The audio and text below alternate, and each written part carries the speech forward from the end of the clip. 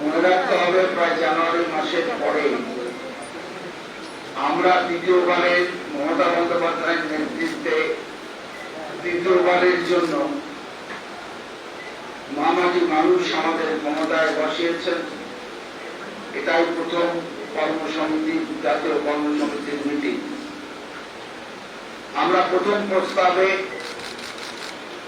বাংলার মহামাটি মানুষ এবং যারা বাইরে থেকেও আমাদের সমর্থন করেছেন, বিশিষ্ট জনেরা,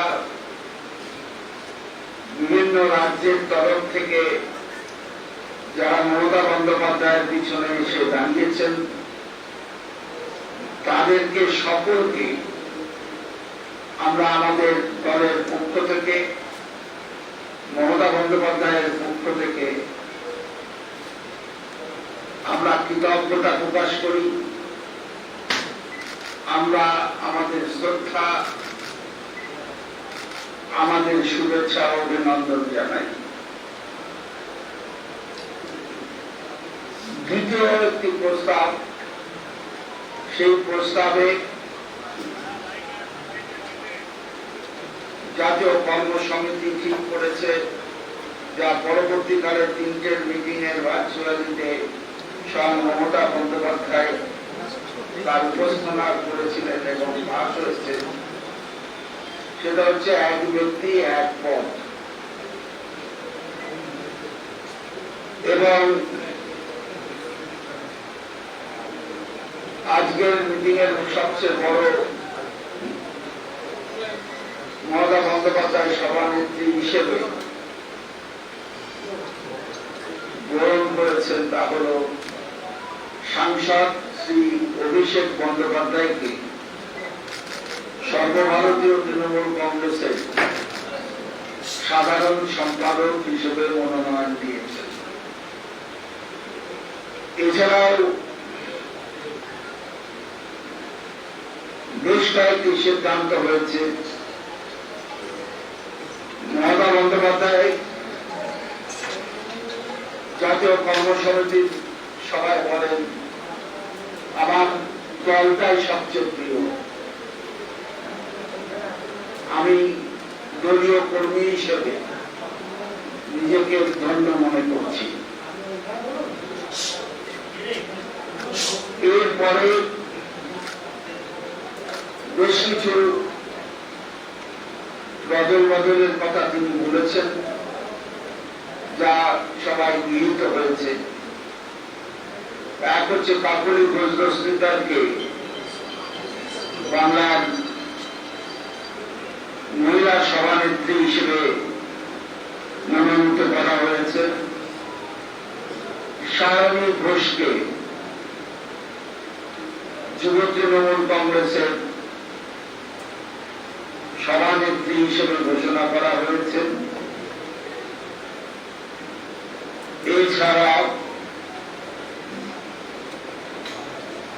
সাংগঠনিক বিষয়ে কিছু সিদ্ধান্ত নেওয়া হয়েছে। বঙ্গজননীতে সাংসদ মালা রায়কে সভানেত্রী ঘোষণা করা হয়েছে। পূর্ণেন্দু বসুকে ক্ষেত মজদুর সেল যে আছে আমাদের, সেই সেলের তাকে প্রদান করা হয়েছে। যে আমাদের আইনটিটিএমসি আছে শ্রমিক সংগঠন, সেই শ্রমিক সংগঠনের প্রধান হিসেবে ঋতব্রত বন্দ্যোপাধ্যায়কে প্রদান করা হয়েছে। এবং সর্বভারতীয় ট্রেড ইউনিয়নের সভানেত্রী হিসেবে দুলা সেন কাজ করবেন। তিনি দল সকলকে বলেছেন, কৃতজ্ঞতা প্রকাশ করেছেন আমাদের সহকর্মীদের, যারা প্রকৃত সম্পদ আমাদের, সেই সমস্ত সহকর্মীকে তিনি ধন্যবাদ জানিয়েছেন। আমাদের যে কালচারাল সেল এটা পুনর্গঠিত হয়েছে, পুনর্গঠিত হয়ে কালচারাল সেলে প্রধান হয়েছেন রাজ চক্রবর্তী। এইরকম ভাবে আমাদের রাজ্য কমিটিতেও কুণাল ঘোষ সাধারণ সম্পাদক হিসেবে এসেছেন। এছাড়া শান্তিকা ব্যানার্জি এবং অসীম মাঝি সহ বেশ কিছু 4 জনকে সম্পাদক হিসেবে করা হয়েছে। আমি এই ব্যাপারে সাংগঠনিক বিষয়টি আমি সুব্রত বক্সিকে বলছি, সুব্রত বক্সি যদি ঘোষণা করেন।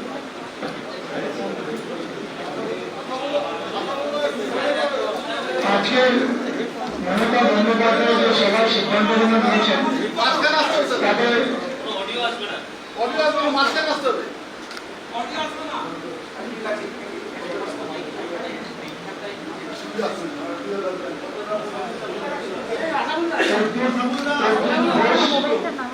আশিস চক্রবর্তী, প্রদ্যুৎ ঘোষ, আশিস চক্রবর্তী, অসীম মাঝি, বেচারাম মান্না এদের রাজ্য সম্পাদক হিসেবে জায়গা করে দেওয়া হয়েছে।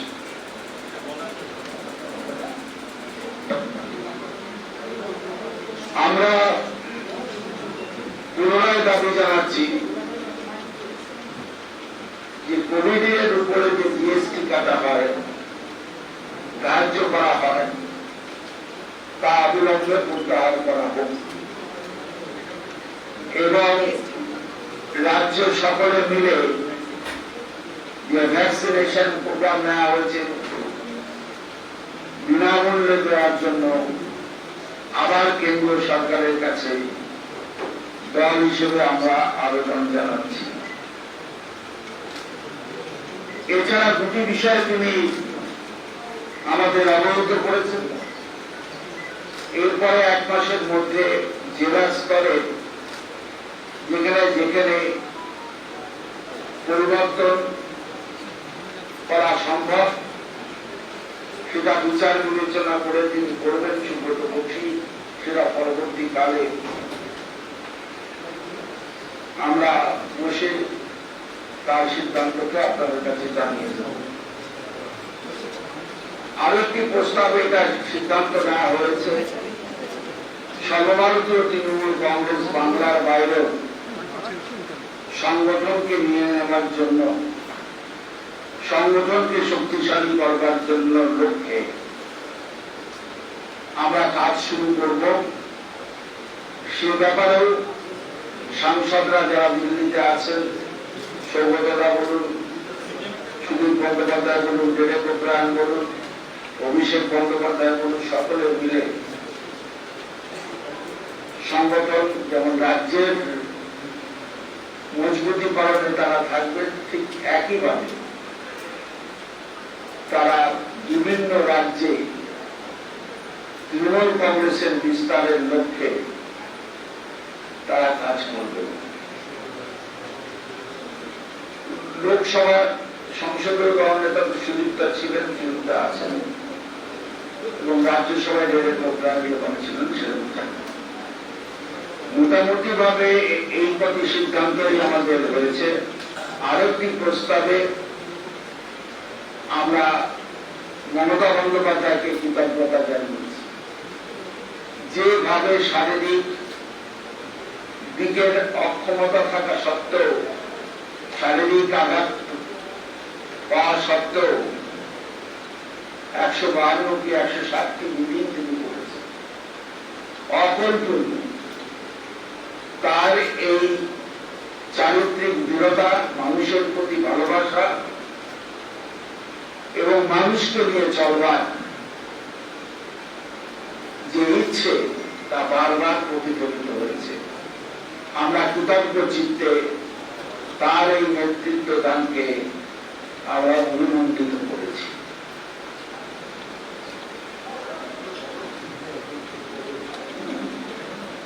যারা আসতে চাইছে তাদের ব্যাপারে কি হবে?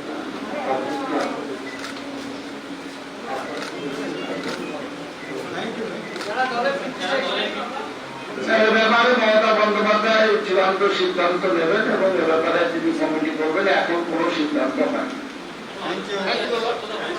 না, বললাম তো কোনো আলোচনাই হয়নি। তার কারণ হচ্ছে সমস্ত বিষয়টি মমতা বন্দ্যোপাধ্যায় নিজে দেখছেন এবং তিনি পরবর্তীকালে ছোট কমিটি করে দেবেন যদি সেরকম কোনো সিদ্ধান্ত গ্রহণ করা হয়। হ্যাঁ,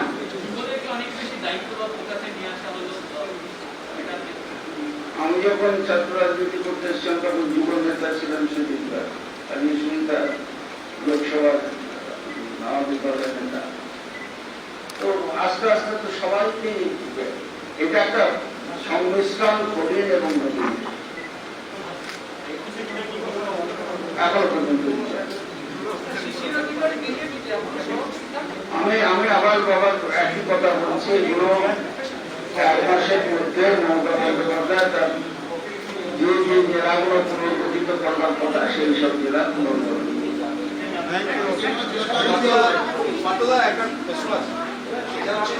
সর্বভারতীয় স্তরে মমতা বন্দ্যোপাধ্যায় একটা মুখ এবং বিভিন্ন বিরোধী দল তাকে চাইছেন মুখ হিসাবে। এই ব্যাপারে সামনে নির্বাচন রয়েছে উত্তরপ্রদেশ এবং ত্রিপুরা, আপনাদের কোনো ভাবনা চিন্তা? আমাদের যে ভাবনা চিন্তা তা হচ্ছে মমতা বন্দ্যোপাধ্যায় নিজেই বলেছেন বাংলাকে বাঁচানো, বাংলার মানুষকে প্রথমে বাঁচানো, করোনার হাত থেকে বাঁচানো, দুর্যোগের হাত থেকে বাঁচানো। আগামী 11 তারিখ তারপর বান আসছে, সকলকে বলেছেন যারা সমুদ্রের দিকে থাকে, যারা নদীমাতৃক জায়গায় থাকে তাদেরকে সাবধানতা করবার জন্য, জনসাধারণকে দেখার জন্য 26 তারিখেও আরেকটি বান আসছে, সে ব্যাপারে তিনি সাবধানতা অবলম্বনের কথা বলেছেন, মানুষের পাশে দাঁড়াতে বলেছেন। এই মুহূর্তে এই কটি সিদ্ধান্ত হয়েছে যা আপনাদের কাছে জানিয়ে দেওয়া। Sir, it is said that the party is going to gradually expand its reach to other states also. But what happens to those leaders who are quit Trinamool Congress, gone to BJP and are willing to come back and are in touch with the party? Any decision taken in There are no decision taken in the matter. Matter is left to Mamata Banerjee. Thank you.